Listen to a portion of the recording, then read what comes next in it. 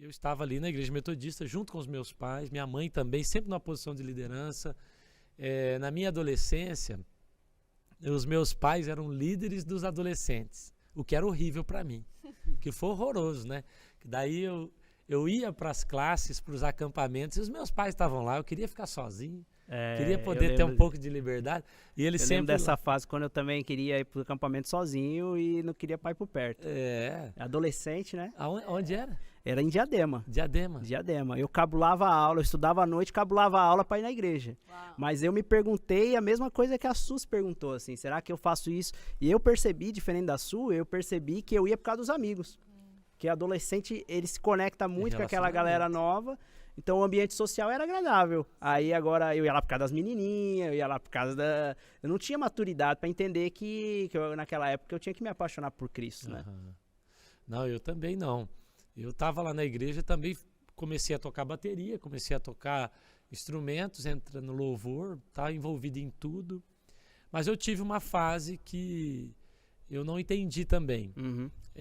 Só que diferente de Suelen, eu não tive toda essa maturidade dela e eu me afastei mesmo de Jesus, fui para longe. Tive experiências terríveis, fora, coisas que eu não tenho alegria de contar, assim, que eu tenho certeza que desonraram meus pais, pastores. Certo.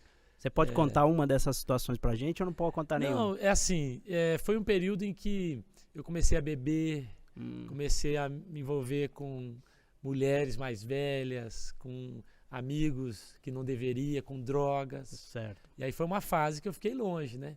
Fiquei muito longe. E aí eu tinha que disfarçar. O meu problema todo Mas continuava aí na igreja, mesmo levando uma vida assim. Pois é, esse era o problema para mim. Esse era o problema, porque os meus pais... Então eu morava na casa dos meus pais, eu tinha 14 anos, 15 anos. Então eu tinha que ir para a igreja, eles me obrigavam, tem que ir.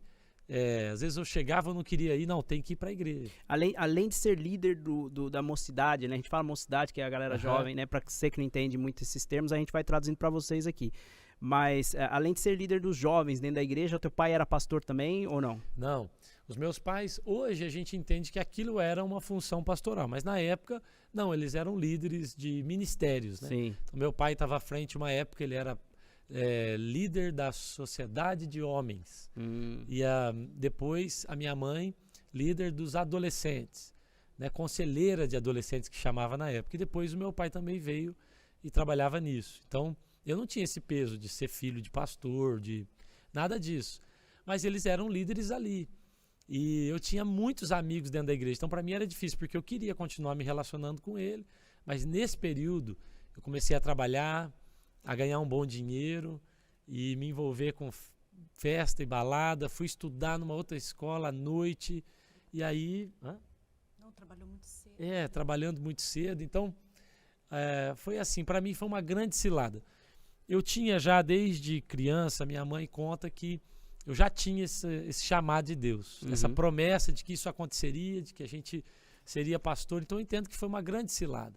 É importante a gente deixar claro isso aqui, né? Talvez tem gente que está ouvindo a gente aqui que não conhece Jesus, está longe. E Satanás, ele prepara. Então, às vezes a pessoa, não tem um inimigo, eu não tenho, não existe demônio, existe sim. Talvez você não está... É até melhor para Satanás que você não acredite, que daí você não se prepara para ele. A melhor coisa que tem é que você acredite que ele não exista, né? Mas ele organiza, ele vai mesmo te entorpecer de alguma maneira com programação, com pessoas, com coisas que vai te levar para longe do propósito de Deus.